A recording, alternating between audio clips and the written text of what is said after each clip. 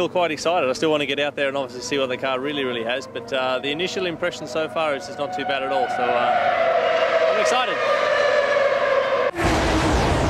So I had the opportunity to drive the new car. Obviously it looks significantly different than RB2. Of course we need to go through the initial running to check all the systems, so I haven't really had the full chance to feel the car 100%, but I'm very confident that we'll see a big step forward for Red Bull Racing.